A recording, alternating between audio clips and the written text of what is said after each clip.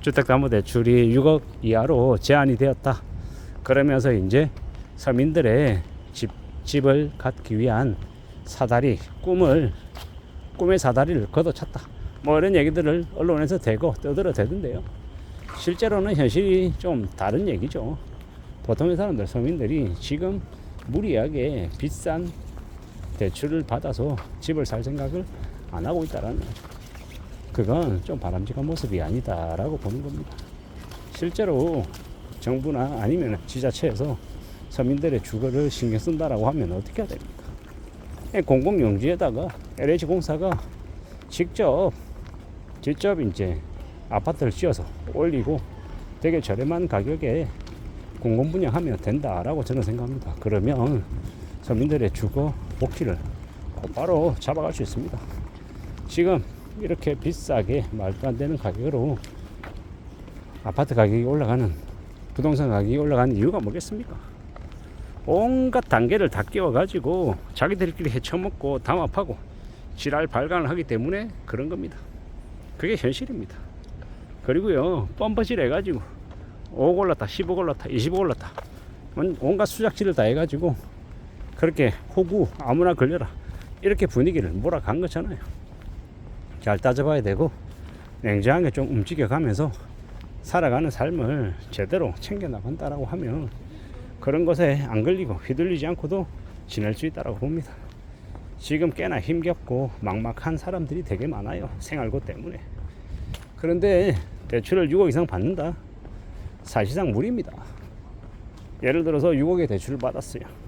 이자가 4%라고 쳐볼게요. 이자가 얼마입니까? 월에 200만 원입니다.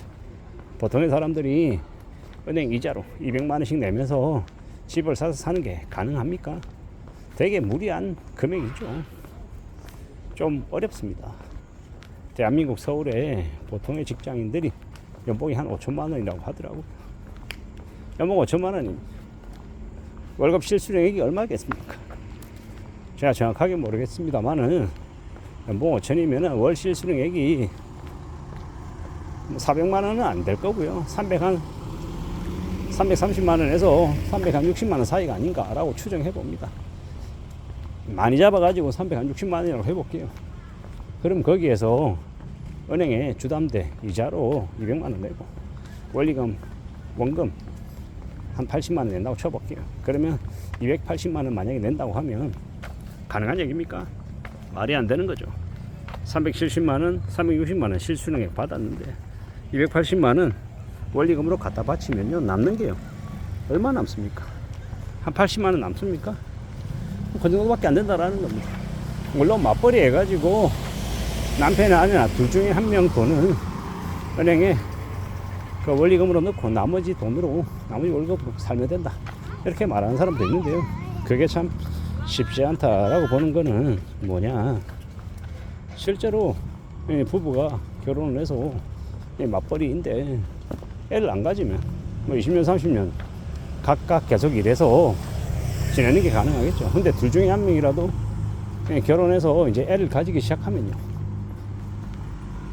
맞벌이 계속하기가 어려운 상황에 처할 수 있거든요.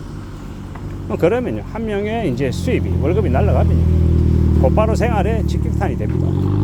되게 무리인 이야기다라는 겁니다. 서울의 아파트 평균 가격이 뭐 14억인데 뭐 6억 대출 받으면 최대니까 자기 원금으로, 자기 현금으로 뭐 8억이 있어야 된다 이런 개소리를 하던데, 그런 거 하나도 중요하지 않다라고 생각하고요. 그런 말도 안 되는 개소리에 넣어날 필요도 없고, 이미 지금은 새 정부 아래에서 분위기가 꺾였고 앞으로 계속해서 아마 부동산 정책 관련해서는 몰아붙일 것 같습니다.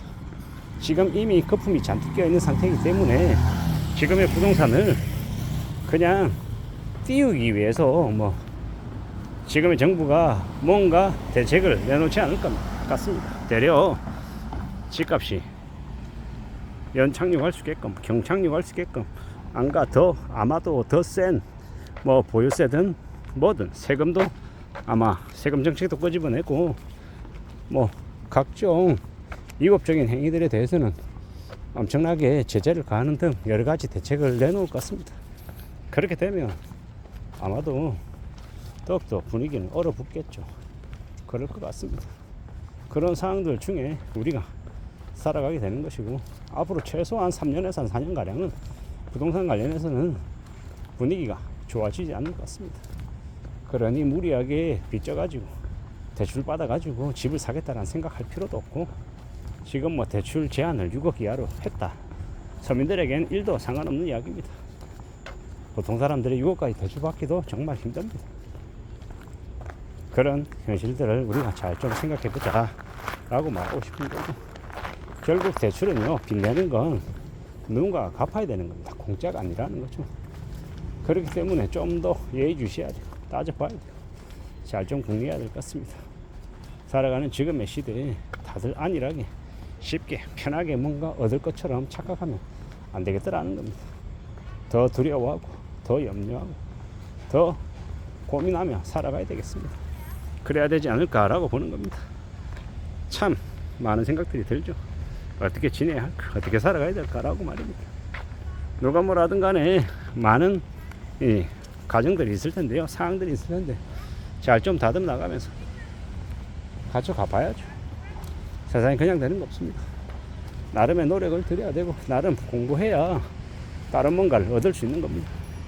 특히나 자산시장에서, 특히나 부동산은 평생에 몇 번 안 되는 아주 큰 결정 중에 하나죠. 그 결정을 너무 쉽게 해버리면요, 두고두고 그로 인한 대가를 치러야 됩니다. 쉽게 생각하지 말고 좀 더 심사숙고하고 좀 더 보수적으로 따져보자라고 말하고 싶습니다. 그렇게 살아야, 그렇게 지내야 원하는 무언가를 만들어내지 않을까라고 생각합니다. 참으로 힘겹고 고민스럽고 답답한 일들이 많은 게 요즘이죠.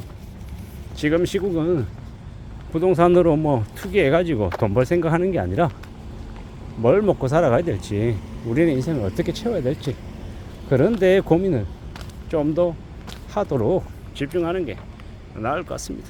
그렇게 살아야 그렇게 지내요. 길이 열린다라고 보는 겁니다. 지금의 시대는 다들 녹록지 않다, 만만하지 않다, 힘들다라고 이야기하고 있습니다.